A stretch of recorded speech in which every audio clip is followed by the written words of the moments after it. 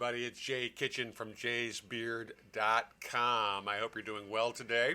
We're doing another story time feature. This is the time that I saw Bob Dylan and the band in January of 1974. Dylan had been basically in kind of an artistic seclusion since 1966 when he had a motorcycle accident. For those of the folks who are a little bit younger than myself and a lot of other viewers, Bob Dylan was a real cultural phenomenon, to say the very least, in the 60s. He wrote some amazing songs, and they really struck a chord amongst a lot of people. And him coming back was sort of like, it was a big thing. It was a really big deal. They made the announcement in November of 1973 that there was going to be some sort of a tour. Dylan was coming back. And I got to be honest with you, I have no recollection of how I figured this out or learned about it. I really don't remember. But the tickets actually went on sale December 12th, 1973, and the first concert was the 3rd of January, which is what we were going to go see. We had the choice of the 3rd or the 4th, I believe. He was playing 2 nights in Chicago. You could only get tickets by mailing away. There was no computer, there was no online Ticketmaster, none of that shit. You had to mail away. There was a limit of, I believe, 4 tickets per person. You were basically at the mercy of whoever grabbed your letter, from what I understand and recollect. I mean, he was essentially, outside of the Beatles, in terms of American musicians at that time, he was like one of the most influential. Not necessarily popular in terms of singles on the radio and that kind of thing, but amongst other musicians and people who really appreciated what he was saying, because a lot of his songs were big during the Vietnam War and that whole kind of cultural upheaval that was going on in the United States and actually the rest of the world as well at the time. The ticket prices were the extraordinarily huge amount of $8 per seat. That's where they started. I saw some ticket stubs from LA where they were $9.50. It was like between $8 to $10 for the ticket prices. So I actually sent away twice. I sent one, don't ask me why I did this. I sent one request for 3 tickets and one request for 1 ticket. Don't ask me what the logic behind that was, because I couldn't tell you.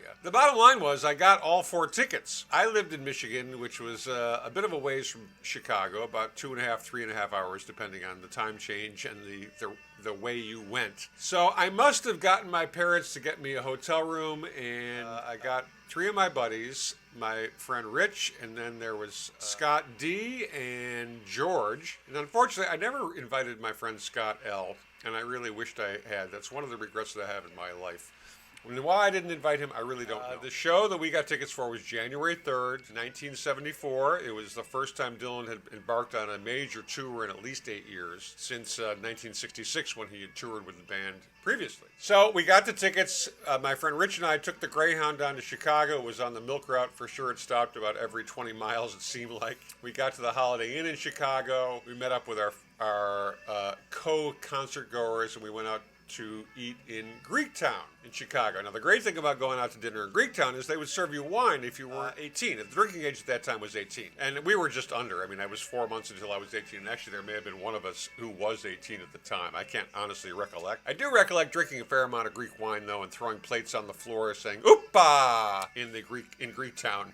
That was the big thing. We went to the show, and it was pretty fucking mind-blowing. It was certainly the first show that I had ever seen in a huge theater. This was held at the Chicago Stadium, which was an indoors venue. I think the hockey team played there. I'm not really sure. This was, like I said, 1974. It's probably long gone by now. But seeing Dylan and the band really reignited my interest in the band. I'd always loved them, but I really got into them at that point, and I ended up seeing them multiple times over the next 5 years, I would say. Now, they did a couple of different things. They did a set where Dylan and the band played, then Dylan played some acoustic, the band came out and played some of their tunes, and then they came out together. They mixed it up. It was only about a 6-week tour. I think it ended at the middle of the end of February 1974. Now, one of the interesting things about this tour was, we were familiar with Dylan's music from the records, obviously, and he changed a lot of the arrangements on this tour to really kind of mix it up. And it threw a lot of people off.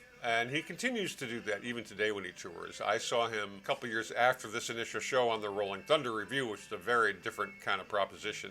And one of these days I'll do a story time about that. But he had just released a record called Planet Waves, which was on Asylum Records. He had split from Columbia, and David Geffen had got him to sign with Asylum, so he did Planet Waves. Ironically enough, although they started performing a number of tunes from Planet Waves at the beginning of the tour, by the end of the tour, really only Forever Young was extant in the show. Later in 1974, they released a double album, concert record of tunes from various dates throughout the whole tour. They picked and chose the songs to use. Now, this was going on at the height of the Watergate political crisis that was going on in the country, and people were really feeling it. The song that he sang, "It's All Right, Ma, I'm Only Bleeding," has a line in there saying, "Even the President of the United States must stand naked," and the crowd went batshit crazy. And actually, I don't remember this, but I did read an article about it recently. There was some guy who took off all his clothes and declared he was running for president in the middle of the concert. I don't remember that at all, but I did read about it subsequently. The tour made about $5 million, which at the time was a lot of money. It's close to the equivalent of about $30 million right now. Maybe a little bit more, maybe a little bit less. I don't really remember the valuations, but definitely made a lot of money for the people in the band. They were very happy about that. What I think this show and this tour proved to Dylan was that he was still viable on the road and could make money doing it. And basically, he's toured ever since, pretty much non-stop. Rolling Thunder Review in 1976 was an amazing performance, and that just kept on rolling. And I saw him a couple more times in the 70s and in the early 80s. I've not seen him since.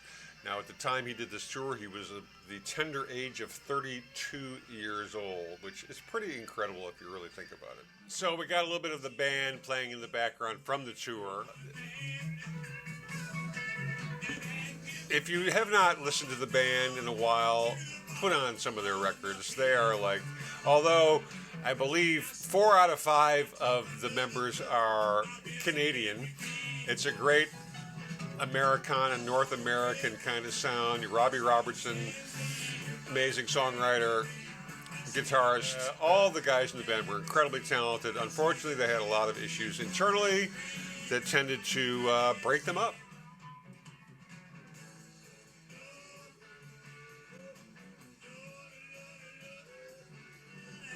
Oh, here we go, All Along the Watchtower.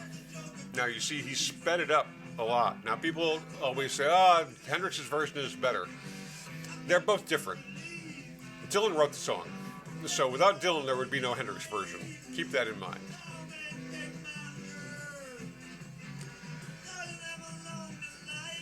That's been my little story time. Seeing this show was sort of my kickoff into adulthood, in the sense that I had graduated from high school about a month before this. I'd just gotten busted for cannabis about 3 months before this.